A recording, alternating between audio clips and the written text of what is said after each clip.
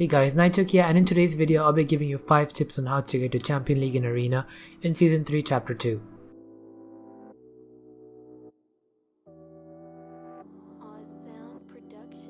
To start this off, the first tip is to have a landing spot that you're likely not to get contested for. Arena has always favored placement over elims, and this season is no different. You have to survive the longest, and having good loot and an uncontested drop is essential to this. If you're not sure which landing spot to go to, I have 2 that I've been using till now that have got me to about 4,000 points. The first one is the pirate ship off the coast of Fortnite, and the second one is the island near what used to be Weeping Woods. The second tip is to optimize your loadout for your playstyle.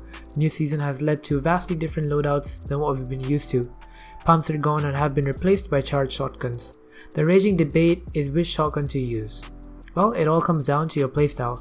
Charging shotgun favors a more passive playstyle and promotes timing your shots and punishing your opponents when they peek for small amounts of time. On the other hand, the tactical shotgun used to promote W keying, but due to its recent nerfs, it has inconsistent damage, which is why I'm going to recommend carrying a third weapon. Carrying a third weapon hasn't been common since the drum gun meta during the World Cup qualifiers, but in this meta I suggest using the P90. The P90 is back and is possibly the best close range gun in the game. It is more consistent in close range and has better damage than attack. In fact, it completely outclasses the green tack entirely. Some good combos are charged shotgun plus P90. This is great for dealing huge amounts of damage in a short amount of time, but it's only viable if you have good aim and somewhat decent tracking. The tack plus P90 favors more aggressive play where you can use your tack to box fight in the beginning, like as if to deal damage to builds, and then jump into boxes and finish your opponents off with the P90. Speaking of loadout, some guns are much better than the others. If your aim is on point and very good, it is much more viable to carry the burst rifles now, as they have much better bloom as compared to their M16 counterparts. The hunting rifles are also great for long range engagements.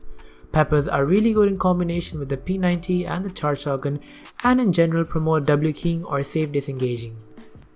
These are just some of the loadout tips that I can present right now. If you'd like to see a separate video breaking down loadouts in this season, do let me know in the comments.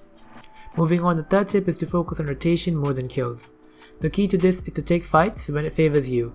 A lot of times you might have lasered a player and start fighting them, and as the fight goes along, the storm suddenly pulls up on you and now you're under pressure to finish the fight fast. You make a dumb play and you die. If this has happened to you before, chances are you have tunnel visioned on a kill too hard. Instead, focus on rotating and positioning better so you can set up a better fight for yourself with more advantages to you, such as high ground so that you can decide the pace of the fight, or even hold them on the edge of storm. The fourth tip is to play placement, and I have some tricks for this. The first one is to use the choppers to your advantage. The choppers allow you to go really high and stay up there without making a lot of noise, which allows you to wait out a lot of zones for placement points. What makes this even better is that with crash pads and half the map being underwater, fall damage is nothing to worry about. The second trick is to avoid fights and rotate around the zone where most players won't be. This is known as a dead zone and is an advanced concept in the higher levels of game. In the following video clip, I'll be showing you how you can use dead zones to your own advantage. Hey guys, so I'm going to show you how you can use dead zones to rotate better and come across less fights in your arena grind, okay?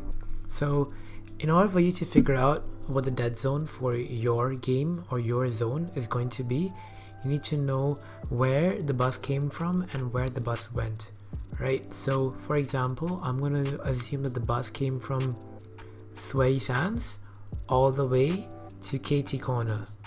Right, so the bus started at Sweaty and came to KT Corner, and the first zone pulls somewhere around here, right? So you want to know where the dead zone is going to be, right? So there's going to be a lot of people landing around Sweaty, Holly Edges, the Fortilla, Rickety, and a bunch of other POIs, right? And once they're done looting and finishing early game fights, they're gonna go straight to zone, right? So there's gonna be a lot of people coming in on this side alone. There's quite a bit of POIs and landing spots over here, so this would make the zone the congested side of zone, right? And in this case, in our case, the uncongested side of zone would be somewhere around this part, which is called the dead zone. So dead zone will be somewhere around this part, because a lot of players there's not a lot of players landing in this area and this area, right? Only like a couple of players, as compared to the other half of the map where everybody landed.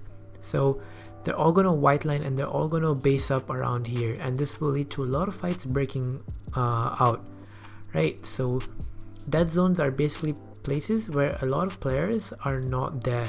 So if you land in areas without players, right, such as this, according to zone, you will not come across a dead zone. But what if you landed somewhere around the earlier mentioned landing spot at Rickety Rig, right, and you don't want to come across the dead zone, right? So your best bet here would be to loot up fast at this ship right here, right? And in this blue line I'm going to make, your best bet would be to take a boat around and go around the islands to this side.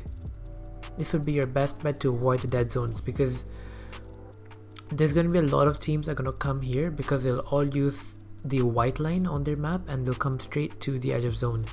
If you take a boat and you rotate around this will allow you to not, come across these people and not being forced into a fight that you don't want to take, right? Just let's say you came across an unfavorable fight in Rickety Rig and you need some time to, get your materials together, loot up a bit more, right? So this boat will essentially allow you that, right? Yeah, so that's basically about it on how you can use dead zones to your advantage to position better. The fifth tip is to take it chill. A lot of my friends are getting pissed at the new shotgun and the different new things being added to the game, which are increasing visual and audio clutter. These things tend to get on every player's nerves and can cause tilt. By this tip, I want you guys to remember that this is just a game, and if you die, you did your best. You don't need to get to champs in a matter of hours. Even grinding the game for 2 good games a day, which give you about 200 points, is plenty enough. So keep it chill, but keep in mind, even when you're chill, you do not have to play brain dead, and you have to apply proper game sense to see success. If you need a guide on how to build your game sense, you can check out my other video on how I improved my game sense. Thanks for watching. If you like this video, be sure to leave a thumbs up and subscribe to my channel. I upload every week. See you guys in the next video. Later.